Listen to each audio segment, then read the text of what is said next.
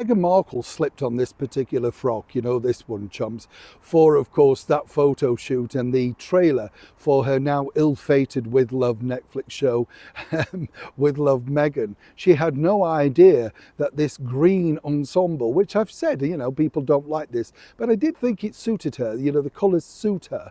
And for one, she didn't look too bad in that sort of thing. I don't know if she was advised on this, but consequently, I think in that light, in that setting, it wasn't a bad picture. But she could not have foreseen, in my opinion, the backlash that this dress was going to start. You know, the fact that apparently she'd taken the dress, nobody knew, etc. And then this happened, but you don't know this element. As ever, let me explain.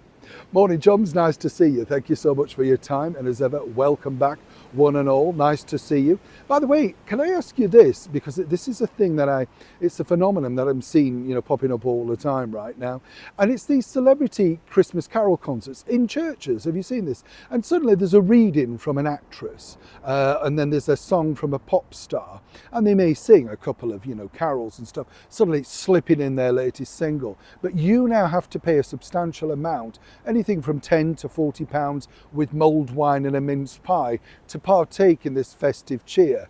And you know what I'm saying? Is this now just another money-making scheme? Because there was one near me in London, and I thought, who? I think one of them is one of the Downton stars. And I thought, well, are you really that strapped for cash? I'd love to know, in this charitable endeavour with all of these people that are doing this sort of stuff, right?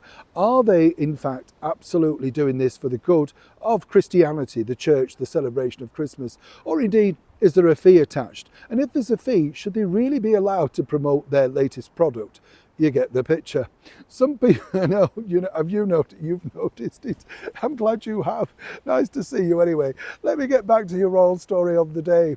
Then Madonna had a song called Dress You Up, remember? And this, of course, was you could apply this to Meghan Markle. This was the frock, the outfit that she wore when she was promoting With Love Meghan. And very quickly, this shot up, didn't it? Because the story went from a journalist speaking on a podcast that she'd heard that Meghan had bogged off with the stuff, as it were, you know, taking the outfits. Now, I've told you, I've been in situations like this before.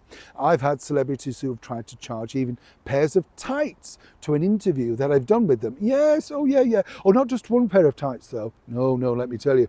These could be up to 10 pairs that they wanted to send the runner out for. Oh, and they had to come from Harrods. You see how this works, right? So they're topping up their fee one way or another for the privilege of you helping promote their latest playbook single. You get the picture. Now, Meghan Markle has sent out a missive via her team, if there's any of the team left, right? And the thing is, basically they're saying, never has Meghan wandered off without the full consent of course, requirements, etc. And this is because, and this is the interesting thing, we're told, aren't we, that Meghan Markle doesn't look at, you know, stuff like that, not bothered about issues, doesn't watch, you know, read social media. As I told you, Meghan Markle and her team read, watch and listen to everything. It's their number one priority, right? Now, where this gets interesting is, you see, Meghan can put that out, and that's her side of the story. And this really appertains to everything, going back to a story way back, long before, in fact, she was part of the British monarchy, or indeed had the fame associated with the monarchy that was mentioned in the book Revenge, remember? And that story circulated there. She's never sued any of those particular stories, and she's certainly not threatening to sue this particular individual.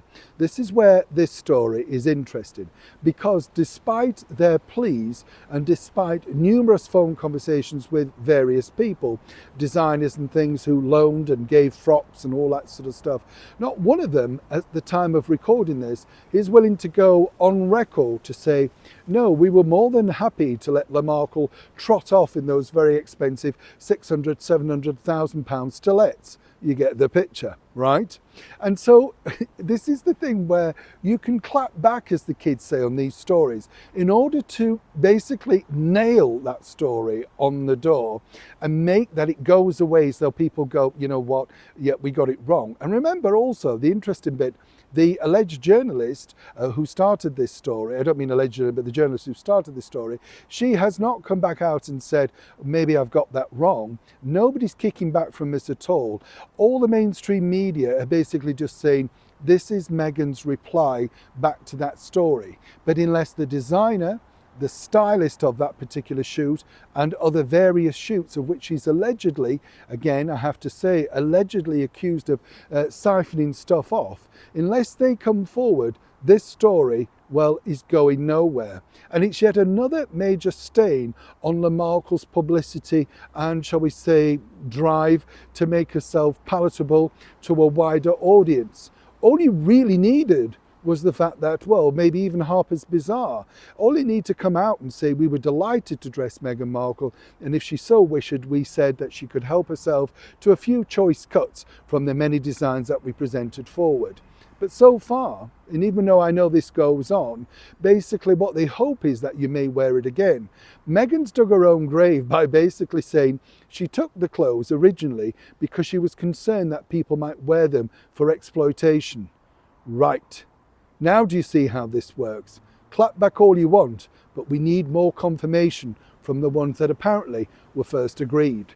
As ever, this is a developing story. Neil Sean in the very heart of London.